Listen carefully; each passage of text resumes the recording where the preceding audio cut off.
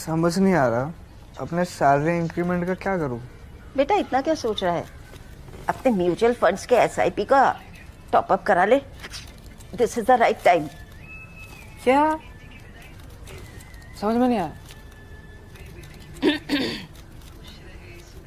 बेटा इतना क्या सोच रहा है? अपने म्यूचुअल फंड्स का एसआईपी टॉप अप करा ले।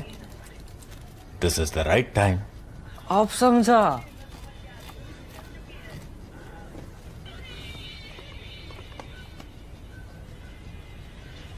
Mutual fund investments are subject to market risks. Read all scheme-related documents carefully.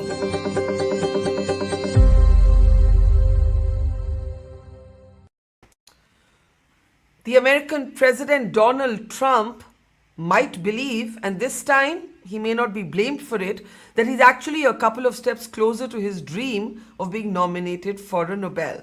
Trump unveiled his grand Gaza plan, a plan that Prime Minister Modi was quick to praise for significant progress in his talks with the Hamas and in the effort to bring hostages home. But in the announcement that Donald Trump made, conspicuous by its absence was a mention of Pakistan. Remember, the new love fest between Trump and Pakistan has certainly raised more than a few eyebrows here in India. So when Trump thanked a whole host of countries that had been involved with him in doing the sort of back channeling for this Gaza plan, it was interesting to see Pakistan's name was not mentioned. This in a week when Pakistan occupied Jammu and Kashmir has been on the boil, and in a week when India's army chief has issued a new and perhaps fiercest warning to Pakistan. I'm Barkha Dutt, you're with the Mojo story. On the program today, we can continue to look at the world in the age of Trump. Every day an announcement from the White House causes ripples across the world and has consequences for the entire world. Trump's announcement with his Gaza plan was no different. Trump is hoping that he will be the president to broker, this time a peace deal for real, he thinks, between Israel and Hamas. But, of course, there's many a slip between the proverbial cup and the lip.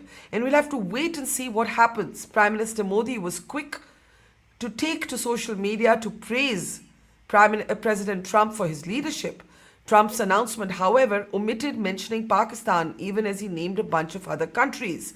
This is rather different from a few days ago when the word beautiful was used to describe the leadership of Pakistan's Army Chief and Field Marshal Asim Munir. It should also come as no surprise because in the last 24 hours, Pakistan basically dialed back and changed its tone on its support for Trump's Gaza plan. All of this, of course, has consequences for the neighborhood at a time when there has been serious strain between India and the United States, but also a week in which Pakistan occupied Jammu and Kashmir has been on the boil. India has taken a strong position on what's happening there, talking about the oppression and the grave and horrific human rights violations. Also a week in which India's army chief spoke about erasing Pakistan from the map if Pakistan continued with its patronage of terrorism. Let me introduce our distinguished guests on the program today as we look at the geopolitical headlines in the last 24 hours. Veteran diplomat Ambassador Mukherjee, Bhaswati Mukherjee is with us. Good to see you, ma'am. And also joining us is military veteran General Sharma, General Rakesh Sharma. It's always a pleasure to have you with us. Let me start by playing out that Trump announcement. He named a whole bunch of countries. Pakistan was not named. This was interesting given his earlier profuse praise for Pakistan. Take a look. I want to thank the countries that helped me put this together. Qatar, Turkey, Saudi Arabia, Egypt, Jordan, and so many others. So many people fought so hard. This is a big day. We'll see how it all turns out. We have to get the final word down in concrete. So that was a brief glimpse of that announcement. Of course, as I said, it's going to take a while before we know the efficacy of that Gaza plan. But more interesting was what he didn't say. He didn't name Pakistan. I'll start with you, Ambassador Mukherjee. Did you notice that absence, given how profuse he's been in his praise for Pakistan otherwise? It's a glaring absence, and it conveys a clear message because Pakistan did backtrack and point out that the original plan, which had been put together by the Arab states, and the final plan, 20-point plan announced by President Trump, had some significant omissions. Uh, One of them, which is very important, Barkha, is that the original talked about an immediate and total ceasefire by Israel, whereas President Trump's plan talks about partial ceasefire by Israel uh, until further steps are taken, etc. However, what is very important is that Hamas has not challenged the major points in the peace plan. So, if Hamas has not challenged, it is ironical that Pakistan, under deep domestic pressure, because people across Pakistan are outraged by the field marshal and Prime Minister Shawaz offering rare metals as if Pakistan is on sale, uh, agreeing to a peace plan on Gaza without even informing the Pakistani parliament or even suggesting to the people of Pakistan that this is what is going to happen. So I think that they had no other option but to backtrack. On the other hand, Prime Minister Modi's initial statement, not today's statement, but the statement I think 24 or 48 hours ago, was retweeted. I still use the word tweeted wrongly. Was put on President Trump's social harmony post without any comment, word for word. He's put that. That again is very significant. That means that President Trump appreciates India's complete support. And moreover, you can be sure, Barkha, that in any such plan which involves Israel, Israel will make sure that India is on board and India is involved. Because here, it's not a question of Trump, it's a question of India and Israel.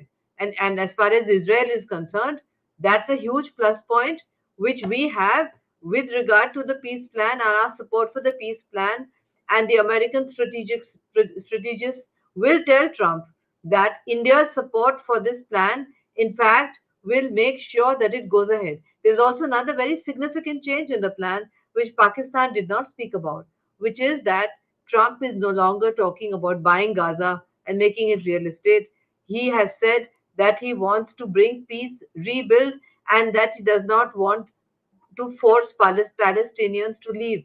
And this has been endorsed by all the Arab countries simply because no Arab country around Gaza, and I have served in Egypt, wants to take in one Palestinian. Not one. They will not take. They've closed their borders. So, in fact, the Trump's peace plan comes in very handy, and as you rightly pointed out, is a sheer pointer if it comes through for the peace prize, which I think then India will endorse Trump getting the peace prize for what he's done on Gaza, not for Operation Sindoor, but for Gaza. That's a very interesting thought that if Trump actually manages to succeed with this plan, it'll be India who will be endorsing Trump for a Nobel Peace Prize, and I do want to talk more about that. But let me play out Pakistan's Deputy Prime Minister actually dialing back the support that Pakistan offered for Trump, or Trump thought he had for sure. Basically, in a way, Pakistan did a Trump on Trump, flipped its position within hours. Take a look, and we'll come to General Sharma right after that. ये clear कर दिया कि ये जो 20 point जो Trump साहब ने जो पब्लिक की हैं ये हमारे नहीं हैं, ये मनोवन हमारे नहीं हैं। मैंने कहा कि इसमें कुछ चेंजेस की गई हैं जो हमारा ड्राफ्ट था, मेरे पास सारा रिकॉर्ड मौजूद है। और भाई सुने ना, आप सुन तो ले भाई जान, जो ट्वीट आ गई वो भी ट्रांजिट पे थे। मैं पीर को आ गया था, वो आज सुबह पहुंचे हैं, उनकी और एंगेजमेंट थी। तो उन्होंने जब प्रेसिडेंट ट्रंप ने ब्रॉडर ट्वीट की, उसके जवाब में उन्होंने वो ट्वीट कर दी। उनको कोई हैरान तो नहीं होना था उस वक्त। भाई सुन तो लो ना यार, जनाब स्पीकर, किसी को ऐलान तो नहीं होना था कि जी वो 20 पॉइंट वो नहीं है जो हमने 8 मुल्कों ने भेजे। बहरहाल So, I'm still sort of processing Ambassador Mukherjee's suggestion, General Sharma, that India may endorse Trump for a Nobel Peace Prize if he can actually bring this home. But again, many a slip between the cup and the lip. We've got to see what happens. With Hamas, you can never tell. Gaza and with Israel also at the moment under Netanyahu, you can't tell. So all bets are off right now. But certainly, as Prime Minister said, significant progress has been made. It's the first real tangible movement in this standoff. I want you to come on Pakistan. What's happening with Pakistan? Two things seem to be happening simultaneously. The Financial Times has reported that the Pakistanis are courting the Americans with a proposal for a port, for an Arabian Sea port, right? So there's that happening. And then, on the other hand, you see this backtracking, right? So I want you to sort of give an overview. Perhaps they came under domestic political pressure. Perhaps they had offered support and they went back home and they couldn't face their people, especially in a week in which Pakistan occupied Jammu and Kashmir has been on the boil. An agreement was reached only today, a few hours ago, between the protesters and the Pakistan government. But it's been a week where Pakistan government's authority has been squarely challenged in POJK with scenes like the one you see on our screen. General Sharma. Okay, thank you, Barkha, for inviting me. Let me put it this way: that what locus standi does Pakistan have for getting involved into a peace plan between Israel and Palestine? So one part is that I don't think Pakistan has any standing as far as creating a peace plan or being. They can be supportive, but their involvement. So naturally, countries like what President Trump has named, which is Egypt or Turkey or Jordan, which are the neighboring countries, would have been, and Saudi Arabia, would have been more intimately involved with the peace plan. Pakistan may be aware of what's happening, but they don't have a standing at all with either of the parties. So I think my view is that Pakistan's non-involvement into the peace plan is well understandable. The other part of the story is Pakistan's involvement in but it wasn't. But sorry, I'm interrupting you because, of course, Pakistan has no local standard. But Pakistan went and presented itself in New York on the sidelines of what Trump called sidelines of the UNGA in what Trump called his most important meeting. Shehbaz Sharif was present at that meeting of countries from the Arab world. Later, Trump has been showering them with praise. He has specifically named Pakistan, and their support in this process. That's why their U-turn is being noticed. So the second part of the issue is that which countries in the not only the Arab world, the Muslim world, have the capacities to provide for international stabilization force, because international stabilization force has to come from the Islamic world. So there are countries, Turkey has some armed forces, Pakistan certainly, Indonesia certainly, but you can't talk about Saudi Arabia or Egypt or even Jordan providing troops to bring about stabilization. So peace plan, one thing, but international stabilization force has been built into the 20-point program. And Indonesia has already accepted to provide 20,000 troops. So my good guess is that those countries, the leaders who met President Trump in New York, were all those who were actually involved into either the peace plan or in the plan of providing international stabilization force. And Pakistan, since already Raheel Sharif, if you recollect, for last 10 years have been involved into Yemen, on the eastern borders of Yemen. So even in Yemen, Pakistan didn't provide any troops, but they had the leader was there, the boss was there. So there is a possibility of Pakistan leading or co-leading or providing troops for a peace plan in Gaza, international stabilization force, along with Turkey and along with Indonesia. Rest all will provide smattering of troops. They don't have the capacity to provide it. So I feel that this is the way it is going so to pan if out. Pakistan does provide these kind of troops, what are the implications, if any, for India? I want you and both Ambassador Mukherjee to respond to this. So my good guess is that Pakistan's involvement into that area is Pakistan's involvement, and we will not get involved at all because it will be very difficult. Though we have worked with the Pakistanis in peacekeeping missions across, but in Gaza, our involvement will be very, very limited, and I don't think we will be able to think, because firstly is that we always tend to work under a multinational force which is approved by the United Nations. That's a standing principle on providing troops across for peacekeeping. Now here, it is outside the ambit of United Nations. President Trump's remarks on United Nations were so pejorative and disparaging when he spoke in a General Assembly. So this is a force being created as outside the realms of United Nations and blessed by President Trump. So I don't think we will be invited or get involved into this game. So I think we are out of it, and therefore this one. But let me make one additional issue. See, will President Trump be able to persuade Netanyahu to stand up with all this? Because Netanyahu's elections are around the corner, and the right-wing parties that support Netanyahu's government have already rejected the plan.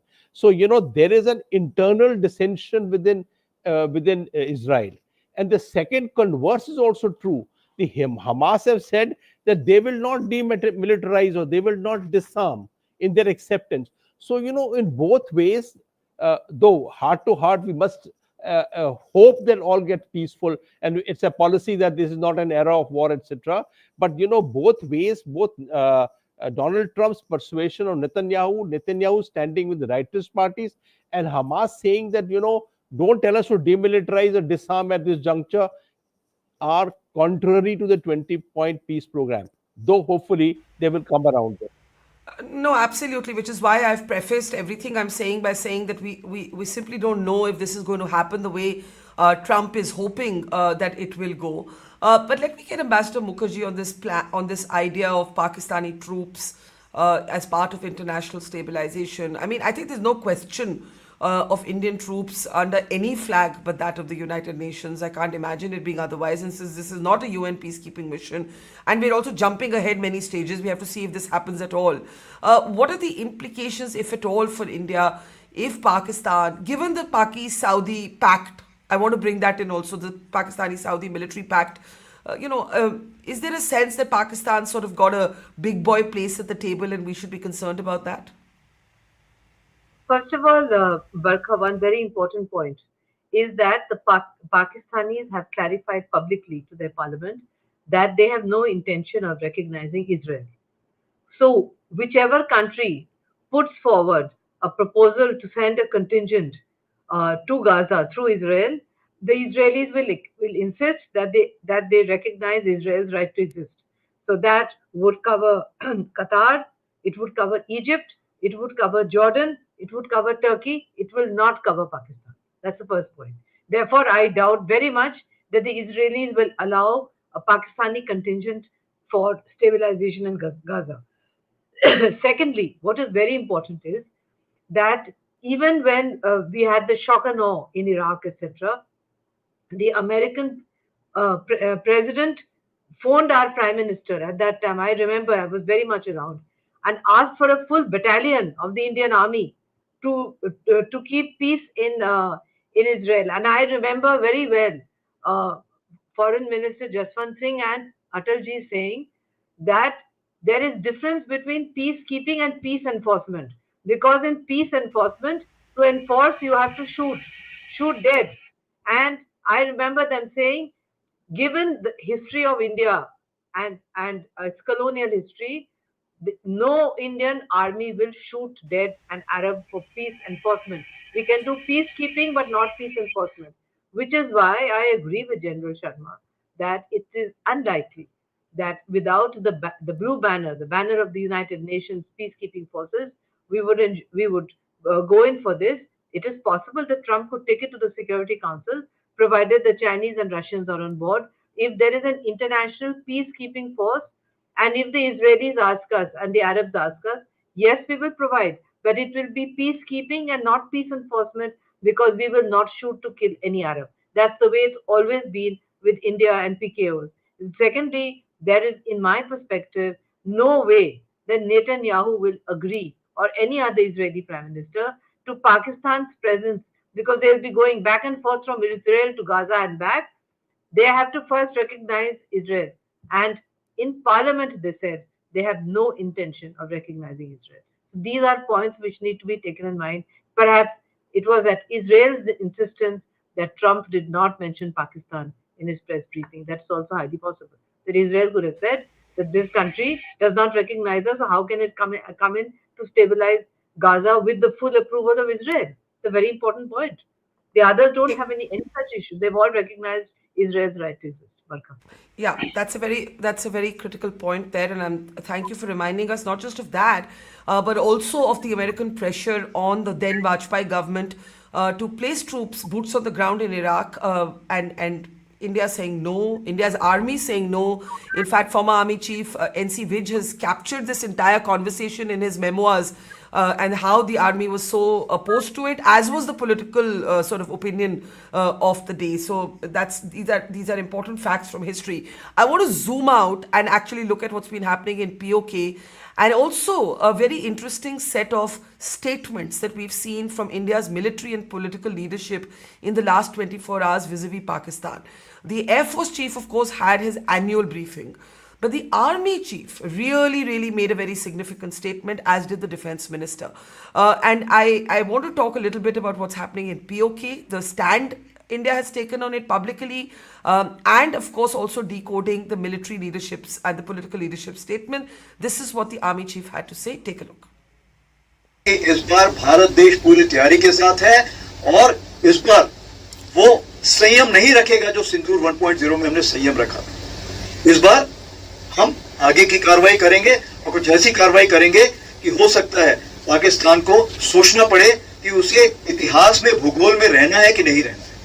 अगर उसे भूगोल में अपनी जगह बनानी है तो उसके लिए उसे जो स्टेट स्पॉन्सर टेररिज्म जिसको हम बोलते हैं, यानी कि उसका देश जो टेररिज्म को स्पॉन्सर कर रहा है उसे रोकना पड़ेगा।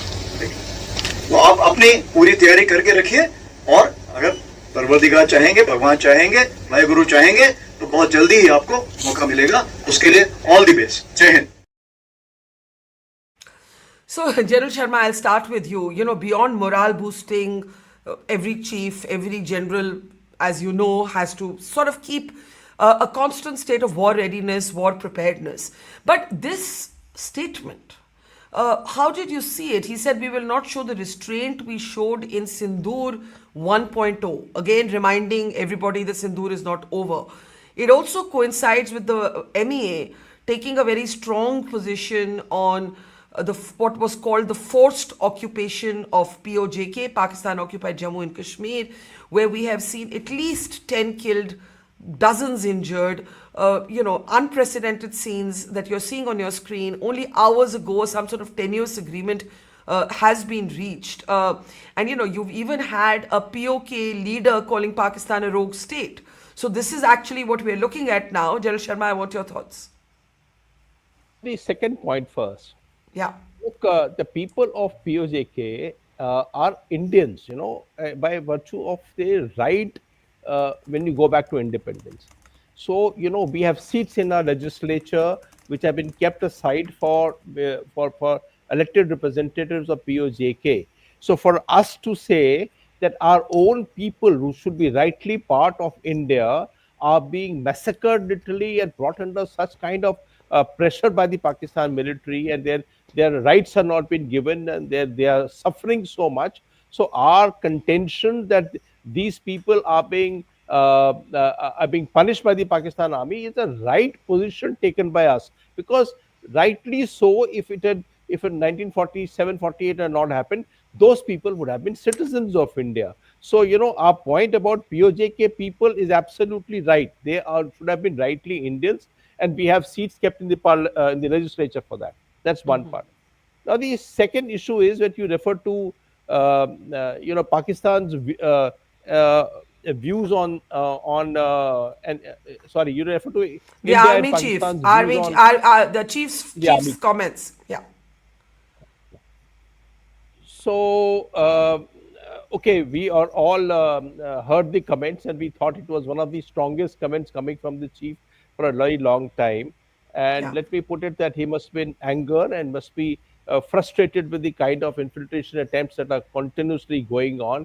We lost an officer last month in the month of September. So, despite everything else, there are already sporadic actions of terrorism which are going, including attempts for infiltration. So the chief's anger, saying that the Pakistan still retaining its posture and still retaining its plans to do what it wants to do in J&K is not being is relentless. So I presume the chief has spoken in anger, and he has conveyed his saying that we are preparing for a war which will be much more dastardly is in times to come. Now, Yeah. how the wars are prosecuted, let's be clear, the wars are not prosecuted by the militaries. The wars are prosecuted by the political hierarchy. So Of the course. political hierarchy says that you will hit only Muridke, Bahawalpur, and those 7 sites that were done in J&K, and then period. So the how next war will be prosecuted is what the Cabinet Committee on Security will decide and give out the political parameters of next war should be conducted. And we, being a democracy, must accept what the political hierarchy will say. So I will not venture out on taking issues as to what will happen in the next war. The next war could be all out war. Next war may be even more restrained. So I do not know how next wars will be prosecuted. But I think we take ourselves back from 1948 onwards. The polity has always shown maturity in handling issues of war against Pakistan, and knowing very well how far they wish to prosecute and what is the typology of punishment that we wish to impose on Pakistan. So, what will happen in next war? I think that is conjecturing, and let's leave it for the political hierarchy to decide. No, absolutely. In fact, when I think about it, General Sharma, in Kargil, the political hierarchy decided no crossing of the line of control. Since Correct. then, we have seen graded shifts of whether in the surgical strikes after Uri, then Balakot, and now finally Op Sindoor. It's just that, Ambassador Mukherjee, when we join the dots between the chief statements, the air chief statements, defense minister's statements, and the MEA statement on what's happening in Pakistan occupied Jammu and Kashmir. The MEA did a very strong public statement on this. How did you see that? Sometimes POJK falls off our headlines, falls off the attention of our foreign policy, and now it's very squarely back in the headlines, back in the news. And I want you to talk a little bit about how you see it and how you saw the foreign ministry statements on it. Well, actually, Barkha, as far as POJK is concerned, many say that they are also very angered by the fact that on the other side of the border, uh, there has been huge development, money pouring in, there's peace, there's tourism, despite the horrific incidents in Pahalgam. Kashmir is virtually back to normal. And therefore, they can see and assess for themselves how people on our side have progressed and how our own people, as General Sharma said, they are our own people under brutal Pakistani oppression and Pakistani army oppression. How are they being treated? And the efforts by the Pakistanis to bring in Pakistani Punjabis to change the demographic structure of POJK has clearly not succeeded either, because this uprising is by our own people in POJK, which actually is a very good sign that at some point, if we want to go in and secure POJK and make it part of India, this kind of uprising indicates that we will have public support. Because when you go in somewhere, it should not be hostile territory for our armed forces. This uprising shows that there is complete antipathy towards the Pakistani armed forces and Pakistani government, exactly like the situation developed, if you remember, but you're very young, so you probably were not around at that time, Barkha, but in 1971, when we had the developments, rapid developments, my own father was defense secretary at that time, and I remember very well the genocide, the killing of the professors in Dhaka University, etc., being a kind of point where we decided we will go in and to hell with the consequences. As far as the statement by the army chief is concerned, the MES statement and the air chief statement, these statements have been cleared at the highest level with PMO. These statements have not been made spontaneously. Our armed forces chiefs are very disciplined. They must have got it cleared. And when the Indian Army chief said in Hindi that if they want to remain on the map, they better mind their how they throw terrorists at us. This is actually a continuation of what our Prime Minister Modi had said when he had said that acts of terror emanating from Pakistan will be treated as act of war. Then many questions were raised in media saying, how many acts, what kind of violence, etc. That is for the political leadership to decide, as General Sharma said. That is for the Cabinet Committee of Security to decide that this is an incident, it's terrorist, it has wreaked huge harm, this is an act of war. But the clear warning is, because there have been statements, which irresponsible statements coming from the Americans. They asked us to cool it down. They told us this, they told us that. If there is an op Sindoor again, number 2.0, which is what the army chief hinted, you can be sure, Barkha, that the first thing that we will do is we will go in and we will take out Pakistan's nuclear assets. You can be also sure, in my perspective, that if we are not able to do it, the Israelis will do it for us. Because these nuclear assets of Pakistan has now become a visceral threat to India's security, because the Pakistanis are now talking about giving their nuclear assets to other Muslim countries, talking about an Eastern NATO, etc. That is something that we will not accept. So I would say that the army chief's statement is also in response to those kind of statements emanating from Pakistan, that they are building up an Eastern NATO, their nuclear assets are available for all Muslim countries. What utter nonsense is this? You are a completely bankrupt, semi-failed state. You have no control over your rare minerals. You have no control over POJK. You are talking about giving your nuclear assets. Just wait for one more act of terrorism coming from there, and I am 100% sure that our armed forces, with full support of the Cabinet Committee of Security, will give the green signal to go and take out those deep-rooted nuclear assets, for which we need particular kind of bombs, cluster bombs. We will take them out. We will not be restrained this time. And as far as the Pakistanis are boasting that they have shot down so many planes, they've done this, they've done that, our army air chief gave a very befitting response, saying he knows exactly how many Pakistani planes we shot down. So this actually is responsible behavior from a responsible member state of the UN. But when our heads of armed forces make such statements, you can be sure, Barkha, that it has been cleared at the highest level. That's a very strong statement you've just made, Ambassador, and I want to get last comments from both of you, exploring it further. I'll come to you, General Sharma. That the air chief and the army chief would not have said what they did without political approval, and therefore there is some messaging there. It isn't off the cuff. I want you to talk about that, General Sharma. So I am not very sure as to what transpires at that level, and we've been retired for a long time. Things have changed for quite a bit.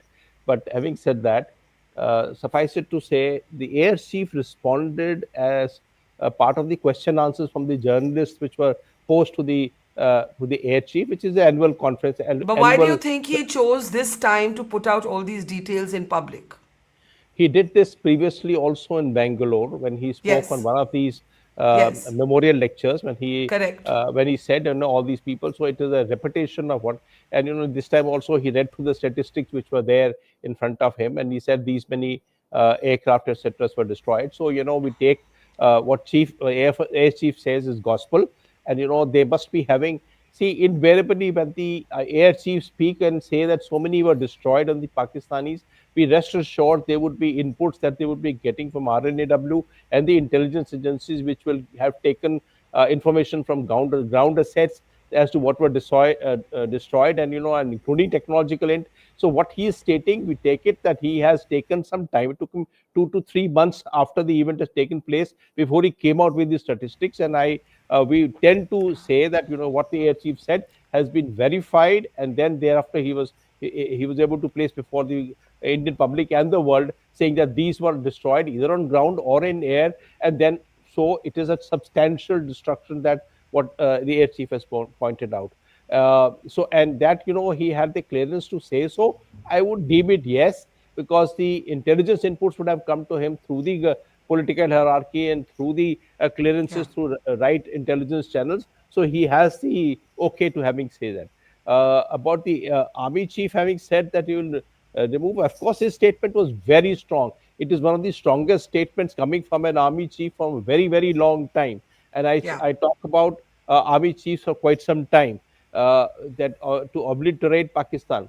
But I will take a step away from this. I said, say about nuclearization. The fact is that we very well understand that Pakistan has understood that the game of nuclear threats that they have been playing, the signaling they've been doing for last 20, 30 years, has come to a knot after what happened in 16, 19, and now in Op Sindoor, where we understand that the possibility of Pakistan talking about red lines, even after we struck as deep as Bahawalpur, which is well inside his own country, and there was no nuclear talk even brought about anywhere in this thing. His minister spoke for 10, 15 days prior to Op Sindoor that there is nuclear weapons. But what happened when Op Sindoor started? There was nothing nuclear about it. So the rattling of nuclear things are only for the purpose of rattling.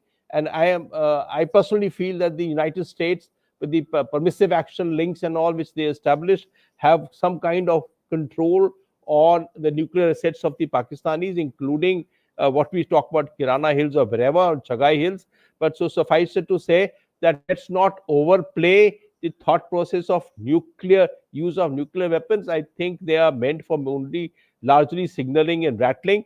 It is the conventional military capacities that we have to raise to a level that Pakistan well understands that the deterrent so created is so strong that it will be detrimentality on Pakistan to make sure he doesn't come across and does what he does in JNK.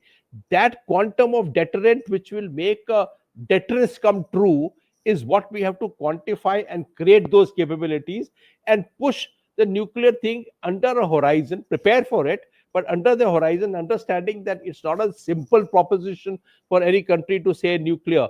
And I'll end by saying, even in the Saudi Pakistan pact, where the word nuclear was dropped in as Pakistan providing a nuclear umbrella, etc., many in Pakistani's own hierarchy and internationally has said that this pact obviously does not imply providing a nuclear umbrella to Saudi Arabia. The implications are so strong, especially because Saudi Arabia is also a member of the GCC. So does it imply it extends across to entire Middle East? So I think it's become a habitual to Pakistan hierarchy to talk nuclear, but now we understand that there are curbs to their physicality involved into use of nuclear weapons. So a different perspective there, Ambassador Mukherjee. I'll give you the last word.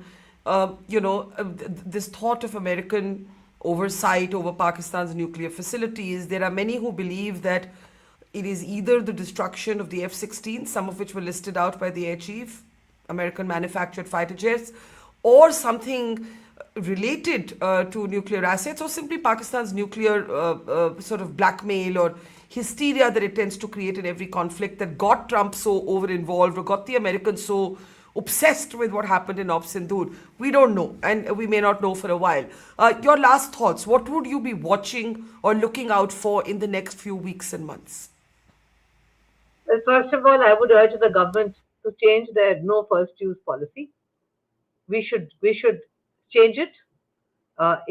When you are faced with such a dangerous, jingoistic neighbor who hates every Indian in the Indian subcontinent, having a no first use policy is against nuclear deterrence in my perspective. And we should never have done it, but it's high time we took it out. Secondly, as far as the information given to the air chief is concerned, as you know, Barkha, now, there are commercial satellites of the US, etc. You just have to pay the money and get the photographs. So we actually were fully aware, our armed forces and our political establishment, of the damage that we had done. But there were political and strategic and military reasons why we did not go public as we have done now and earlier. And our CDS also had gone public when he was, I think, in Singapore. There were strategic, military, and political reasons we didn't do that. Otherwise, now in the age of satellite technology, it's not in the hands of Trump. We just have to pay the service provider and get the satellite photographs. What we should do, in fact, is to prepare for Op Sindoor 2, because it would appear to me that our jingoistic neighbor wants to divert attention from the dangerous state of affairs within his own country, be it Balochistan or be it POJK, and he might very well, uh, on the basis that Trump will try and control India, do another terrorist attack. The fact that Pakistani nuclear assets are under American control would, if true, is good, because in our case, our nuclear button is with the elected civilian government. In their case, it is with their armed forces and with the mad field marshal. So when it is with the mad field marshal who has no responsibility, he can press the nuclear button anytime. And we have no first use, which means that we can only wait for Pakistan to attack us and then we attack back. That policy should be changed as ASAP. That would be my concluding remarks. Welcome. Thank you. Okay, thank you, Ambassador. Gerald Sharma, you had a brief interjection there. Please go ahead. Yeah. Small one. And I absolutely agree with what Ambassador Mukherjee has said about NFU. I'll just delve on this issue. The BJP manifesto of 2014 said they will reconsider the issue of NFU. Mr. Manohar Parrikar in 2016 had spoken that they will reconsider the issue of NFU. Subsequently, in 2019 also it was spoken that NFU has been spoken. And then there have been many ways have been written in books by people of authority that there are caveats. So I think we need to either do away with NFU or lay down clear caveats to NFU, and which must be said so, so that the adversary understand that we have a NFU policy, but we lay down certain caveats A, B, C, D, in which we will jettison NFU in case something happens, and we have the right for using being FU, the first use in case there is need be. So I think we need to clarify this, especially since in the last op Sindoor, this Kirana Hill things came up and made so much of noise was made about Kirana Hills. We have to be cautious of the fact next time we hit something else, they said you're again hitting nuclear targets. So we have to be prepared for that issues. Thank you. Okay, those are, that's a very important and big consensus from both of you agreeing that it is time for the government, if not to abandon the no first use doctrine, to at least elaborate it for the state of grey zone warfare that we find ourselves in with a neighbor who doesn't fight always conventionally but uses proxies.